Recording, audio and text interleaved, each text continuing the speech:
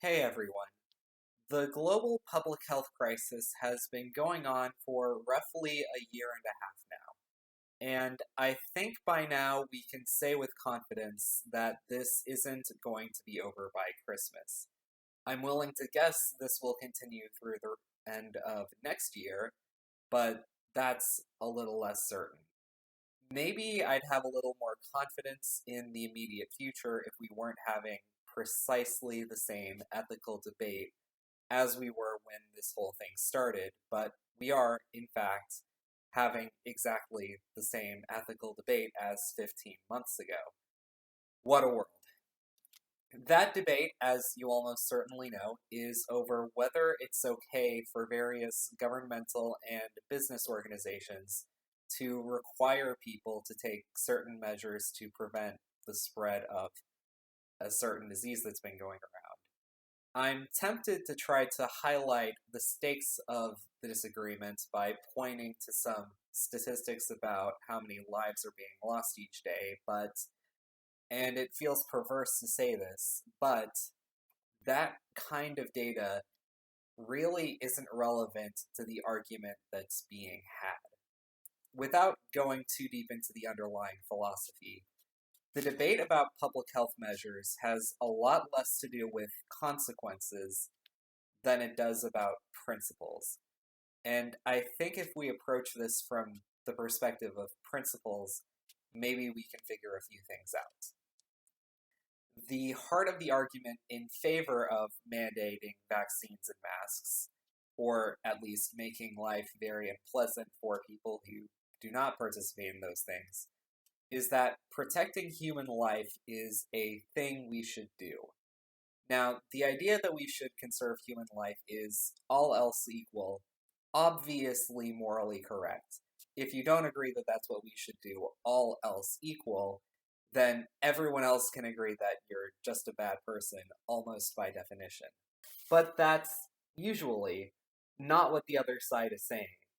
This is about the all else equal part of the statement, and the anti mandate argument's central point is that all else is not equal, that the stronger public health measures, the mandates, come at the cost of something very important, and that something is, you've been waiting for me to say this word, freedom. I happen to be a big fan of the idea of freedom, and I imagine most people who stumble on this video will agree with me on that. But as popular as the idea of freedom is, you can't take it for granted because it's remarkably easy for people to be persuaded, in one case here and another situation there, to not value things that sustain freedom. If you value freedom, as I do, then you have to be vigilant. You have to be ready to speak out against incursions against your freedom, and sometimes you have to think really carefully about what it is you're really trying to safeguard. So that's the debate. Let's talk about alcohol for a minute, because I want to use that as a lens to make a point about this other thing. I don't drink. The idea of drinking has never really appealed to me personally. I even actively dislike the smell of beer. If the sale of alcoholic beverages somehow became illegal, I personally would not be harmed by that in any way whatsoever. But I would still get upset about it because other people's freedom is being taken away. It's possible that someone who was in favor of prohibition would try to justify it by pointing out the negative health impacts of alcohol. It is true that drinking is bad for your health, but that's your decision. Assuming you're old enough to competently make that decision for yourself, you can, and I really want to highlight this. I feel an obligation to allow you to make that decision. Freedom isn't supposed to be something that you just want for yourself. If you actually care about freedom, that means you want to protect it for as many people as you can. If it's only about you, then you're not asking for freedom in any principled sense. You just want people to stop telling you what to do. Freedom is something that you stand for, not simply for your own benefit, but for other people as well. Nobody click away because I'm not done yet. So, people should be able to drink if they want to. Fantastic. What happens if you drink a couple of beers and then you get in your car and drive somewhere? Well, that changes some things, doesn't it? It may be true that you were putting your health at risk before when you were just drinking and then staying in one place. But when you start driving somewhere while impaired, it's not just about you anymore. There are other people driving on that same road as you, and you're in a condition where you can't really drive safely. Other people could lose their lives or otherwise be injured because of a choice that you made. Drunk driving is illegal throughout the world, and more importantly, you'd have a very difficult time finding anyone who thinks it should be legal. For nearly as long as there have been political theories of liberty kicking around, this idea has been there. Your freedom to swing your fist ends where somebody else's nose begins. Everyone accepts, on some level, that it's okay to narrow the bounds of liberty if it's necessary to protect other people.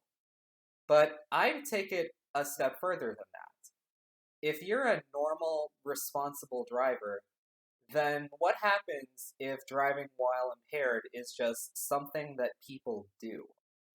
How often are you going to leave home, especially in the middle of the night or in the evening even? As little as possible, I imagine, because you would be terrified to go on the road. So many things you do that you take for granted would become vastly more dangerous. Now take that threat away. You have more options that are available, practically speaking, for how you want to live your life. When drunk driving becomes unacceptable, you don't lose freedom, you gain freedom. Restricting certain recklessly irresponsible behaviors creates more freedom for everyone involved. And as we've established, freedom isn't just about what one person is allowed to do. If freedom is to have any meaning, it should be something that's there for everyone. That is why it is so important for people to be vaccinated, and when it's appropriate, for people to wear masks. This isn't just about what you're allowed to do. It's about all of us. Breakthrough infections are thankfully very rare, but they do happen, and sometimes they can put someone in the hospital, or worse. As long as this thing goes on, people's freedom, in terms of practical day-to-day life, is severely limited. If you aren't vaccinated, you are taking away other people's freedom. Freedom isn't free. Sometimes you have to make sacrifices to maintain it. People have, at certain times in history, fought and died in wars to maintain freedom for others.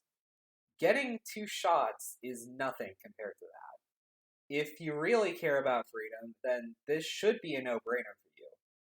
Unless you're the kind of person who thinks it's a-okay to drive drunk.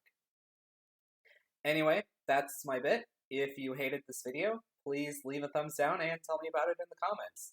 If you didn't, then I would really appreciate if you would subscribe and share this video with someone you think would get something out of it. See you later.